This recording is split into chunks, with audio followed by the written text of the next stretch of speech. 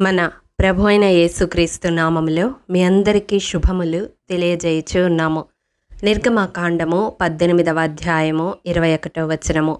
మరియు నీవు ప్రజలందరిలో సామర్థ్యము, దైవభక్తి, సత్యాసక్తి కలిగి లంచగొండులు కాని మనుషులను ఏర్పరచుకొని 1000 మందికి ఒకనిగాను, 100 మందికి ఒకనిగాను, 70 మందికి ఒకనిగాను, 10 మందికి ఒకనిగాను వారి మీద న్యాయాధిపతులను నియమింపవలెను. ప్రియ దైవజనమా, నిర్గమకాండం బైబిల్ స్టడీలో భాగముగా ఈ వచనమును ధ్యానించుకుందాము. మోషే మామ అయిన ఇత్రో మోషేకు ఒక సలహా ఇస్తూ ఉన్నాడు. మోషే ఒక్కడే భారం వహించుట సరికాదని, తనకు సహకారులను నియమించుకొనమని, దేవుని సెలవైతే ఆ పని చేయమని ఇత్రో మోషేకు తెలియజేస్తా ఉన్నాడు. ప్రియ దైవజనమా, దైవజనునికి సహకారులుగా సంఘ కార్యములలో పాలు పంచుకొనడానికి అందరూ ఆసక్తిని చూపిస్తారు. కానీ అట్టి రీతిగా పాలు పంపులు పొందాలి అంటే కొన్ని లక్షణాలను కలిగి ఉండాలి. ఇజ్రాయేలు సమాజం అంతటికి మోషే ఒక్కడే న్యాయము తీర్చడం వలన, అతనికి అది ఎంతో భారముగా ఉండడం వలన సహకారులుగా కొందరిని నియమించుకొనడానికి 4 లక్షణాలు ఇక్కడ ఇత్రో చెప్తూ ఉన్నాడు. సామర్థ్యము, దైవభక్తి, సత్యాసక్తి, లంచగొండులు కానివారు. ప్రియ దైవజనమా, దైవజనునికి సహకారులుగా ఉండాలి అంటే మొదట అసలు అటువంటి సామర్థ్యము కలిగి ఉన్నామా లేదా అన్నది కూడా ఆలోచించుకోవాలి.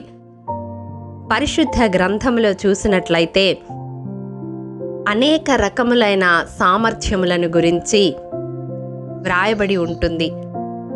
పేతురు రాసిన మొదటి పత్రిక 4వ అధ్యాయం 11వ వచనం ప్రకారం ఉపచారము చేయడానికి సామర్థ్యం, తిమోతికి రాసిన 2వ పత్రిక 2వ అధ్యాయం 2వ వచనం ప్రకారం బోధించుటకు సామర్థ్యం, కొరింథీయులకు రాసిన 2వ పత్రిక 8వ అధ్యాయం 4వ వచనం ప్రకారం ఇచ్చుటలో సామర్థ్యం.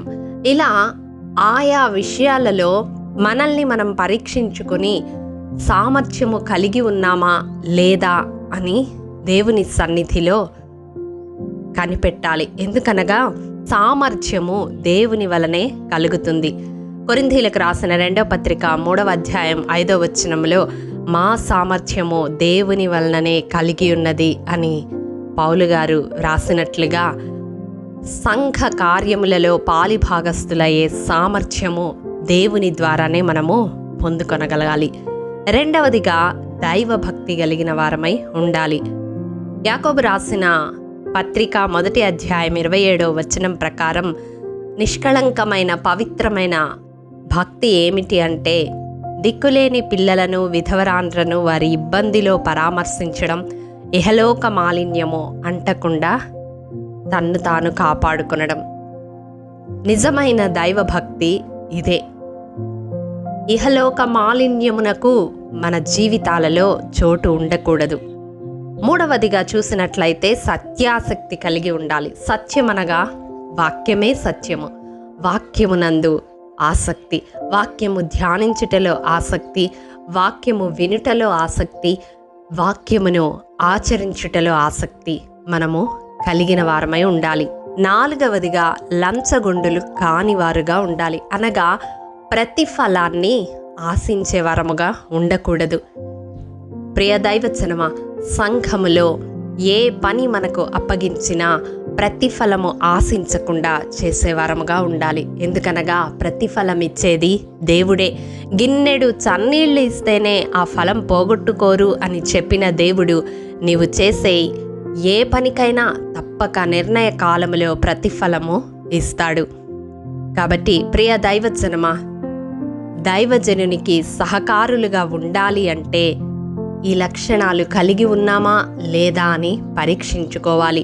క్రొత్త నిబంధనలో కూడా అపోస్తలులు సహకారులను ఏర్పరచుకొనడానికి అపోస్తల కార్యములు 6వ అధ్యాయం 3వ వచనములో ఆత్మతో జ్ఞానముతో నిండుకున్న వారిని, మంచి పేరు పొందిన మనుషులను ఏర్పరచుకొనమని చెప్తారు. అవును, పరిశుద్ధాత్మను కలిగి దైవ సంబంధమైన జ్ఞానముతో నిండుకొని మంచి పేరు పొందిన వారముగా ఉండాలి. ప్రియ దైవజనమా, ఈ లక్షణాలన్నీ కలిగి ఉన్నప్పుడే దైవజనునికి సహకారులుగా మనము ఉండగలము. ఈ వాక్యము వింటున్న ప్రియ సహోదరి సహోదరుడా, సంఘములో కార్యకలాపాల్లో పాలు పంచుకొనాలని ఆశపడుతున్న వ్యక్తివి అయితే ఈ లక్షణాలు కలిగి ఉన్నావా లేదా అనేది ఆత్మీయముగా పరీక్షించుకొనాలని ప్రభు పేరట మనవి చేస్తా ఉన్నాను. ఏ పని అయితే నీవు పాలు పంపులు పంచుకొనాలి అని అనుకుంటున్నావో ఆ పని చేయగల సామర్థ్యము నీవు కలిగి ఉన్నావా? నీ జీవితంలో ఇహలోక మాలిన్యము అంటకుండా నిన్ను నీవు కాపాడుకునే భక్తిని చేస్తూ ఉన్నావా? వాక్యానుసారమైన జీవితాన్ని కలిగి ఉన్నావా? ఏ ప్రతిఫలము ఆశించకుండా పని చేయగలవా? ఆత్మ నడిపింపుతో దైవ జ్ఞానముతో పని చేయగలవా? మనుషుల ఎదుట దేవుని ఎదుట మంచి పేరును కలిగిన వ్యక్తిగా నీ జీవితం ఉన్నదా? అయితే తప్పక దైవజనునికి సహకారిగా నీవు ముందడుగు వేయచ్చు. అటి కృప దేవాది దేవుడు మనందరికీ అనుగ్రహించునుగాక. ఆమేన్. ప్రేమ నమ్మకము కలిగిన మా ప్రియ పరలోకపు తండ్రి, మీ పరిశుద్ధ పాదములకు వందనములు దేవా. విత్తబడిన వాక్యమును ప్రతి హృదయములో నూరంతలుగా ఫలింపచేయండి. మా జీవితాలలో దైవజనులకు సహకారులముగా సంఘ కార్యకలాపాల్లో పాలి భాగస్థులుగా ఉండాలి అంటే ఏ ఆత్మీయ గుణాలు మేము కలిగి ఉండాలో ఈ దినం మీరు మాకు బయలుపరిచి ఉండగా అటి కృప మాలో ప్రతి ఒక్కరికి దయచేయమని, అటి ఆత్మీయ అనుభవాల్లోనికి మమ్మల్ని నడిపించమని, నీ రాజ్య స్థాపనలో పాలి భాగస్థులయ్యే కృపను అనుగ్రహించమని యేసు పరిశుద్ధ నామం పేరట అడిగి పొందుకొని ఉన్నాము తండ్రి. ఆమేన్. ప్రియ దైవజనమా, అనుదినము షారోన్ మన్నా ద్వారా అడగబడుచున్న బైబిల్ క్విజ్ ప్రశ్నలకు సమాధానములు ప్రతి నెల మొదటి వారము కామెంట్ బాక్స్లో పోస్ట్ చేయబడతాయి. కాబట్టి గమనించి మీకు తెలియని ప్రశ్నలకు సమాధానములు తెలుసుకొనగలరని ప్రభు పేరట మనవి చేయుచూ ఉన్నాము. ప్రియ దైవజనమా, ఈ దినం బైబిల్ క్విజ్ ప్రశ్న: మంచి విత్తనములు ఎవరికి సాదృశ్యము? ప్రియ దైవజనమా, ఈ దినము జన్మదినము, వివాహ దినము జరుపుకుంటున్న వారికి షారోన్ గ్రూప్ తరపున హృదయపూర్వక శుభాకాంక్షలు తెలియజేయుచూ ఉన్నాము.